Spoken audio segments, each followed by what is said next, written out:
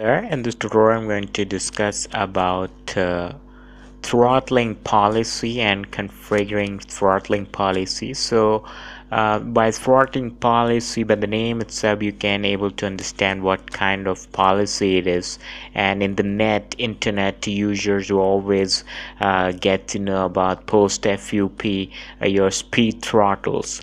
So basically throttling policy utilizes and use to increase the performance of client access server, and it is always to monitor user configuration of resources, the how consumption is happening for the resources. Also enforce bandwidth limit. For example, if the bandwidth limit is increases for some reason, by default throttling policy applied when you deploy Xen Server 2010. So there is a active policy when you launch Xen Server. So a policy, a by default policy, is also get deployed after Xen Server 2010. So that is also remain active. You can also apply throttling policy in active sync.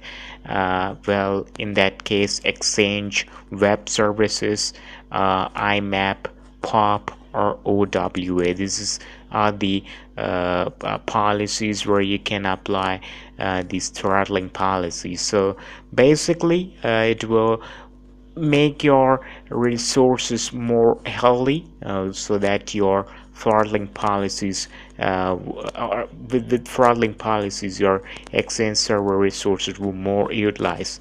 Now by default throttling policies, as I mentioned, is there. So there's a command to find it out, that is get hyphen throttling policy. From that you can able to check out the existing throttling policy available on your Xen server 2010.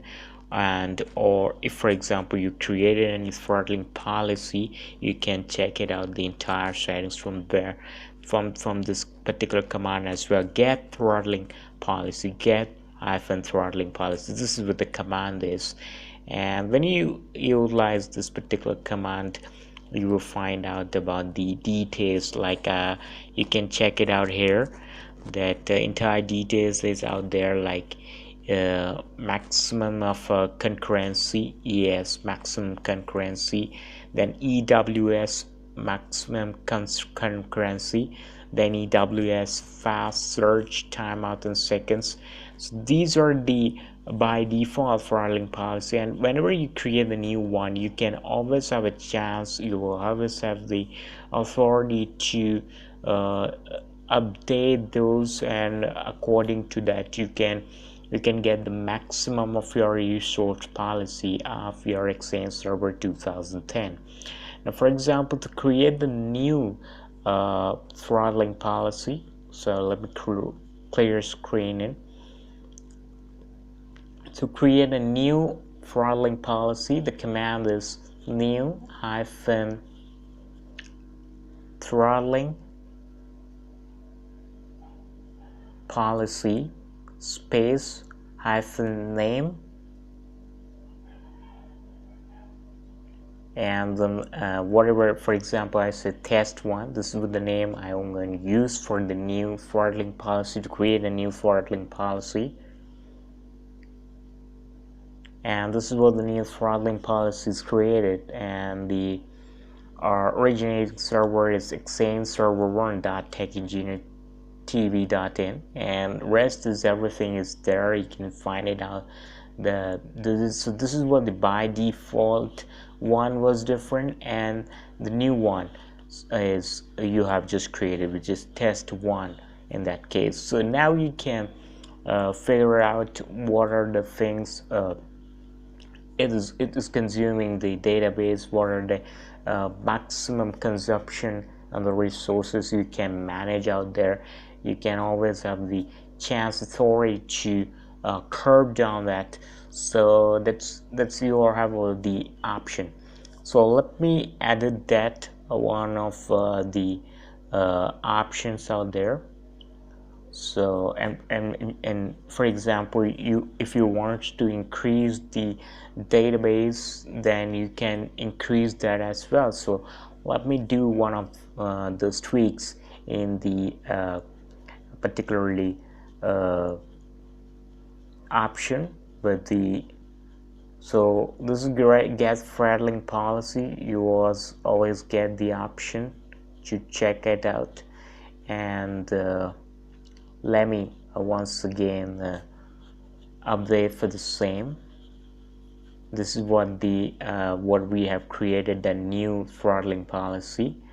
Now we're gonna update the new throttling policy we have created. We're gonna update that.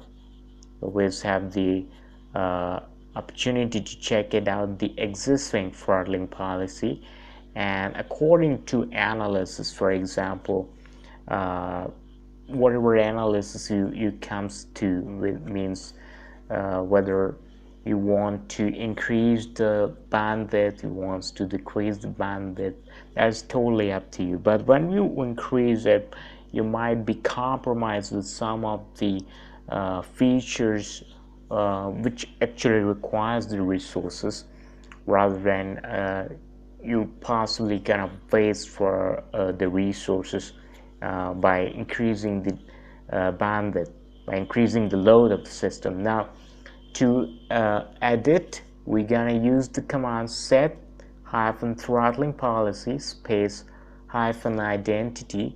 Identity in that case will be the same, test1 space hyphen. The option we're gonna use is EAS max concurrency. Now in that case, by default was 10. In that case, we're gonna use 2. And when you're gonna check get throttling policy, and let me figure out the number. This is called 2. It's available at 2. So you can again change the number. You can change the EWS max concurrency as well, like here in this case is EAS max concurrency.